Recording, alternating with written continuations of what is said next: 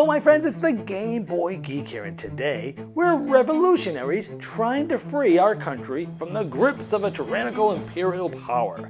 We must work together to build our revolution's momentum, gaining Azadi, which is freedom, liberty, and independence. Now if we do succeed, only one of us will emerge as the leader of the new nation. Shasn, Azadi, is a semi-cooperative political strategy board game for 2 to 5 players. It takes 1.5 to 3 hours to play, is for ages 14 and up, and published by Nemesis Culture Lab.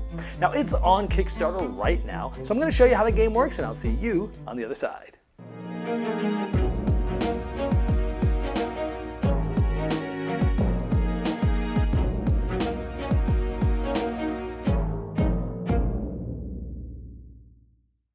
This is a Kickstarter preview, so some of the art and components you see here are not final, they're a prototype. Check the Kickstarter link in the description of this video to see all the final art and components. Welcome to the revolution. Shasn Azadi is a semi-cooperative game that dives deep into freedom struggles where you can relive and rewrite those histories. You're revolutionaries trying to free your country from the grips of a tyrannical imperial power. Now you must work together to build your revolution's momentum and gain Azadi. Now Azadi is freedom, liberty, and independence, and you'll have a certain amount of these Azadi cards that will come out and trigger throughout the game, and you're trying to complete a certain amount of these depending on the amount of players and the difficulty that you've selected. Now we'll go over how you trigger these a little bit later and how you go about completing them. Now if you all work well enough together to complete all the Azadi cards in your game, you'll have an end game card that you'll finally have to finish as well. Now you're trying to do that before the fuse lets off, and that means your revolution has been silenced. And over that fuse are a lot of ideology cards depending on the amount of players, and these come out essentially every round, and we'll go over how these work, but essentially you have a certain finite amount of time that you know about at the beginning of the game to get all that completed. Now you know you're trying to gain Azadi by completing all the Azadi cards and the endgame card before time runs out, because if you don't, all players lose. So you're working together. However, if you are able to gain Azadi, only one of you are going to win. Now the game starts off with a certain amount of zones out, depending on the amount of players. This is a face-down capital. Now here, over the course of the game, players are going to be able to place their markers here to trying to gain a majority in different areas. Like this one says, hey, there's 13 spots. You need 7 of your tokens there in order to have a majority. So once you get that 7, you'll flip them over to show that you have a majority. And this is important because each of these that are face up are going to be points at the end of the game for you, assuming everyone makes it that far. And once you've gained Azadi, the game ends when all of the zones have someone that has a majority of those. So now that you know how the game works at a high level, let's talk about how the flow of the turns work. Now each player is going to get a player mat, and this is going to be a specific color, which are also the colors of those tokens I just showed you on the board.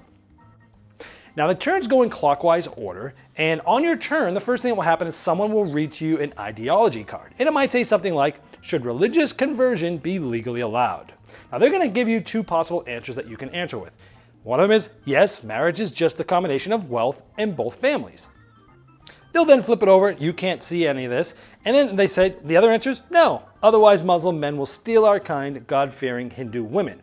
So the player whose turn it is has to decide which answer they believe in. And depending on their choice, for example, this one has to do with the Supremo, or this one has to do with the capitalist. Now essentially there are 4 ideologues. So there's capitalist, Supremo, showstopper, and idealist. And resources typically have to do with that ideologue. So for example, green resources tend to do things with capitalists, and those are funds. Red resources, clout. The blue one is media, and the yellow one is trust. And so you're going to be working down these different ideologues throughout the game and getting resources and spending resources and such to do different things.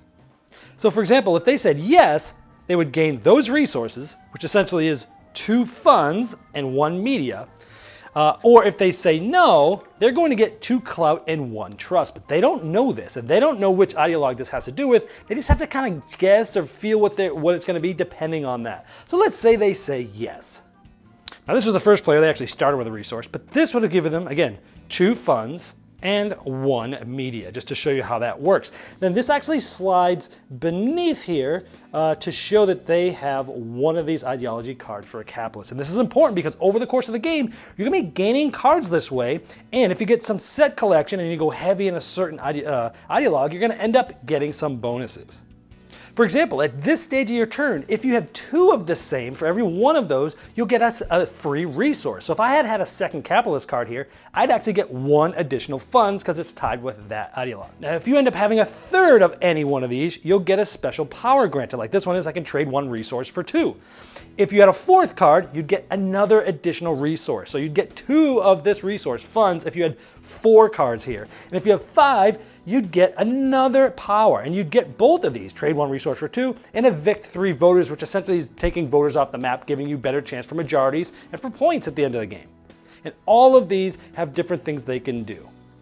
Then you'll go on to the part where you'll be doing different actions on your turn, and there's plenty of different actions available. Some of them will happen more often than not at different points in the game, but one of the things you can do is influence voter cards. Here you see voter cards out here. This tells you the amount of voters, meaning the amount of your tokens you can put out on the board in different zones, and also 1, 2, or 3, but they cost a certain amount of resources. So let's just say, for example, I had these resources. Obviously on my board I did not, but let's just assume I had 1 funds, 2 media, and 1 trust. I would spend those from my player board back to the supply, and I would be able to place 2 voters. This would now essentially get discarded over here, and I would place 2 voters, and a new card's gonna end up coming up here. So let's say we were in a game state that looked like this before my turn. Those 2 voters must be placed in any one single zone. You can't split them up. So maybe I put 2 here because I'm really fighting for this majority. Remember, you're trying to get 7 here to get a majority. Now you might not have the resources you need. Let's say this is what I had, I need some other ones. You can trade resources with any other player. As long as you're the active player, you can trade with any other player, and you can do anything that you can, basically deal with. Now, you have to trade at least 1, you and the other player, but you might be like, hey, give me 2 of these, and I'll give you 1 of these. I know you really need it. So you can do a lot of negotiating and trading resources too freely on your turn. Now remember, you're trying to get majorities here, and let's say we did. In this case, we needed 7. We have 1, 2, 3, 4, 5, 6, 7. Anything more than that does not get flipped over because these are points at the end of the game if you're able to hold that like that. And anything more than the amount that's needed for the majority does not count.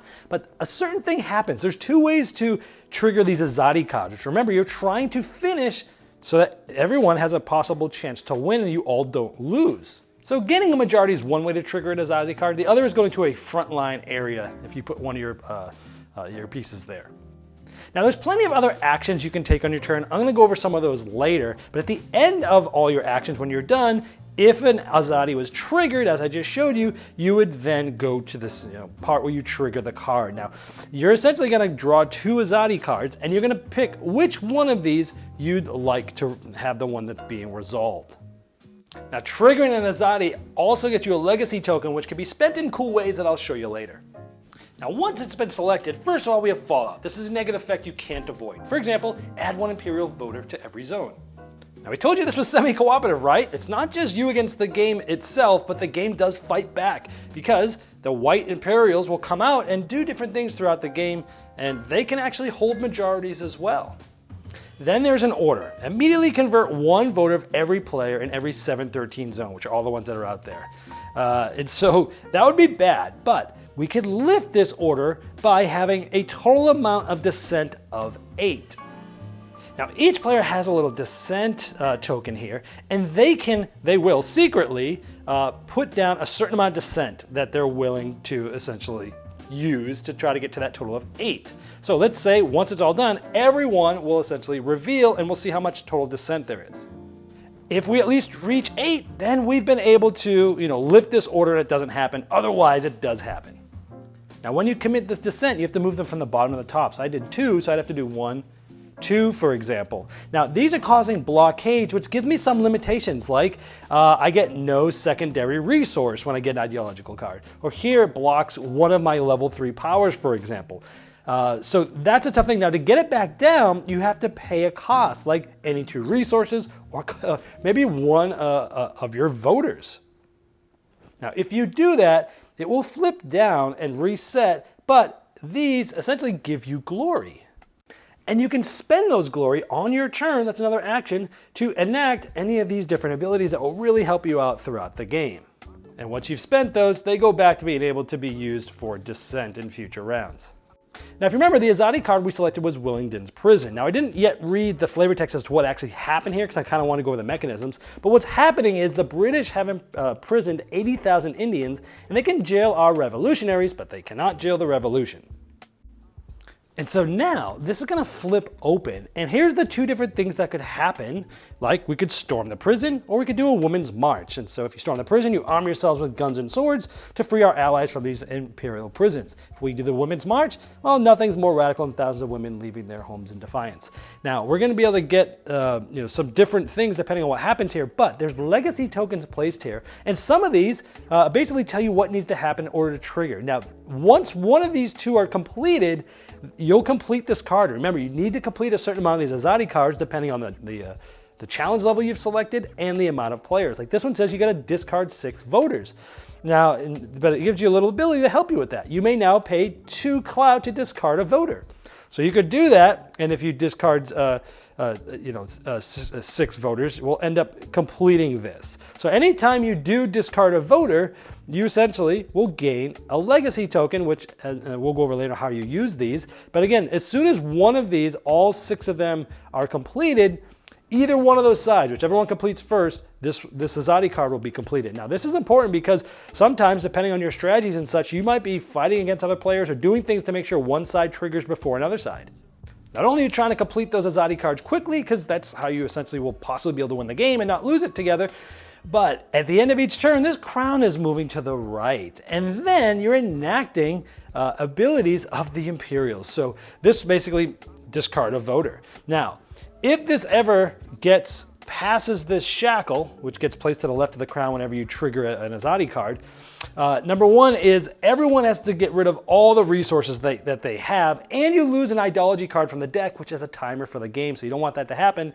But we talked about legacy tokens. One of the ways you can spend those is spend 1 to move it back 1 to give yourself a little bit longer to complete that card before those bad things would happen. But let's say it went here. Now, earlier we talked about powering up or getting a bunch of cards. For example, when you get your 3rd or 5th of any of these, you'll get an ability. Now, anytime someone gets a 3rd or a 5th card, whatever ideology it is, they're going to take one of these seal cards, and this is going to make it harder for us because these actions are all going to sort of trigger when this crown moves there. So as you players get stronger, the Imperials are sort of fighting back and they're getting stronger. Now, to make things worse, there's multipliers on the Azadi card. And so this one, everything's going to happen twice. So here you're actually going to remove 2 voters. And then here you have to pick 2 of these 3, which are bad things like adding Imperial voters or evicting voters from the board, things like that. And some of these other things are adding Imperials. And so it's really bad, and as things get, people get stronger, so does the Imperial to fight back. Now let's say on a player's turn, they are able to complete an Azadi card. Let's say they discard a voter, they get the last one, they get this legacy token, and this is completed. Now legacy is important because whoever has the most legacy, they are the visible leader of the revolution, and they get a larger say in how the nation's built and where it's headed. So they get to basically place a new 917 or an 1121 zone from the stack of these. There's tons of these in the game. And you put them anywhere adjacent to 2 other zones, so something like this. Now, because we finished this side, we get to get a resistance card with Armed Invasion. So that player with the most legacy gets to say where that goes into a zone that doesn't yet have one of these cards, and they're always tied to a certain ideology here. So this is Armed Invasion. When you place 2 voters in a zone, you may discard any 2 other voters in that same zone. Now this shows you that you need 3 cards. You need to have the 3 ability unlocked and the Supremo ideology in order to use that card. Now, if a zone doesn't have anyone that has a majority, all eligible players that have this power could use it. But in this case, this is in a zone where purple has a majority. So only purple could use this card, also assuming they had this level 3 power unlock. So placing that in a specific zone has huge ramifications on the strategy of the game. Oh, and by the way, those pesky Imperials, if they have a majority formed, no one can use the card. So when you complete the card, essentially you'll read the flavor text of the side that you did, and you'll stack this off to the side, because that basically tells you how many of these cards that you've completed, because remember, you need a certain amount to get possibly towards the end of the game. By the way, speaking of majorities, one of the things you can do in your turn is form a coalition with another player if you both agree. Like here, we have 4 greens and 3 browns, but together they have 7. Now, in order to do that, both players must exchange 1 ideology card with each other And the exchange cards must belong to whatever ideologue they hold the most cards of. So this actually might help each other. You might be able to get bonuses from other areas as well by doing this. And when this is formed, then the players basically in any ratio can decide the majority voters. In this case, there were just a total of 7, but if there was more, they can decide who has, how many more of those different voters that are the majority. However, a player can withdraw from a coalition at any time, and when they announce that, it collapses and all of its majority voters are flipped over to the blank side. Now we talked about getting these seals when you get a level 3 or 5 power from one of the ideologues. Now when you get these, you essentially, another way to spend legacy is to spend those, and you'll essentially be able to move 2 voters. Another thing you can spend legacy on is building and or upgrading a monument. There's 6 monuments in the game, there's only 6 of them, so you're gonna wanna get the one, you're gonna sort of wanna rush to the one that will help with your strategy. So all different ones here, like Citadel of the Self, or the Grand Library, the Fountain of Prosperity. Now you'd spend always 3 legacy to get the card and no one else can get it. And then it gives you an ability like discard any open voter cards once to gain the resources on it, and then you distribute the voters on the card to your opponents. So, or maybe here you double the resources earned from passive ideological powers. So these are going to give you different powers, but you can spend additional legacy, like 2 more, to unlock this next power, and the next one, and the next one, and they all stack. So you can go crazy getting these powered up, but you can't use these until you've gotten past gaining Azadi, which just means towards the end of the game where you've done all the Azadi cards and the end game cards. So you might get to these early to try to make sure that nobody else gets them. But while you're doing this, you're not doing other things that might help the team, all the players as a group try not to lose. So it's an interesting balance of timing. Now the last action I haven't really talked about yet is gerrymandering, but it's really important because it's a powerful tool that allows you to disperse your opponents or consolidate your own position. And you gain these rights by having the most voters there. So if you have the most voters, whether it's a majority or not, you can gerrymander, and you typically want to do it when you can. So let's say this is how the board looked, and we're pink, let's say, and we have the most voters here. We can move a token in or out of this to an adjacent zone, but they can't be ones that have like majorities that are already flipped. So I could like go something like this from this zone to here, giving me an even stronger working towards that majority. Or maybe I want to go to, you could do it to 2 adjacent zones as well. This one's not going to have the majority anymore, so I could move this over here to help me here like that. So there's different ways to do it. Essentially, you're moving one either in or out of the zone that you had the most tokens at, or in and out of 2 adjacent zones like this. So it's pretty flexible, but you're doing it with one token essentially that isn't flipped to its majority side. But it is pretty powerful to mess with different things and set yourself up or screw other people. Now again, if you don't complete all the Azadi cards by the end of the time that you get to the fuse at the end of that deck, the game's lost and no one wins. However, if you are able to finish the last Azadi card, depending on the amount of players and difficulty level you selected, you count all of the cards from the different ideologies, from all players. And you would pick up the end game card that has the 2 ideologies that have the most cards between all players, so there's a bunch of different combinations that might happen towards the end of the game. So then you'd flip that card open and you'd slot it like it was an Azadi card essentially.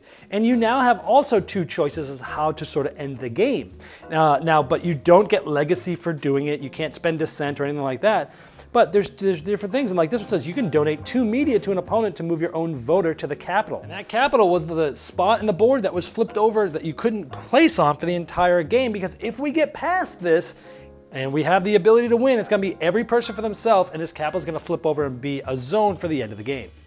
So one of these 2 are going to trigger. Either you're going to form a rebel majority, including coalitions in every zone but one, or you're going to move 15 rebel voters to the unflipped capital. Also, at the end of each turn, you must remove one of these seals and keep it, so the Imperials are going to get even more and more stronger towards the end game. Now, if you do complete this, then you've gained Azadi, and that means that all players are not going to lose. It's going to be every person for themselves. And you also gain an ability depending on the side that you've completed. Like if it was that side on the left, once per turn, you gain 2 resources for every coalition you're in. It's the Idealist 3 level there. Or if you had completed the other side of the card, it's a level 3 showstopper ability, you may convert up to 2 voters you gerrymander to a zone where you have a majority. So again, the ability is going to try to maybe give people strategies as to which side they're really going for there. Now when you gained Azadi, well, you know everyone's not going to lose. One player's going to win, and the capital gets flipped over, and it is now a zone. And you'll continue playing until every single zone out on the board has a majority. And at that point, the game ends. And then each token that has the majority icon that has been flipped, meaning it's the exact number that's on the bottom here, even if there are more there. You count up each of those for a point, and whoever has the most points at the end is the winner. And after you've gained Azadi, remember, that's when you're able to use the abilities on different monuments, and any coalitions, like this one, at that point we need to get broken up and they just flip to the other side. Because everyone's fighting for themselves at this point. Now one last note here, I've been showing you Shasn Azadi. This is a standalone game. You don't need to have Shasn to play this. However, if you do have Shasn already, you can back the project for a Shasn Azadi upgrade pack, and it's not quite as expensive as having the base game because you'll use some of the components that came with this as that. But if you don't have this, that's quite fine. You just buy you pledge for the Shasn Azadi full game kit, and you'll have everything you need to play. Well, there you have Shasn Azadi, and as I showed in the overview, the game requires tough decisions built on real-life issues, and it thrives on the semi-cooperative interactions and alliances that must be made, but eventually will dwindle when you try to win the game yourself. Now, if you'd like to see all the final art and components and all the different pledge levels available, you can click the link below me in the description of this video. Now, it will take you directly to the Kickstarter project page, and I'm sure that Mimesis Culture Lab would love your support.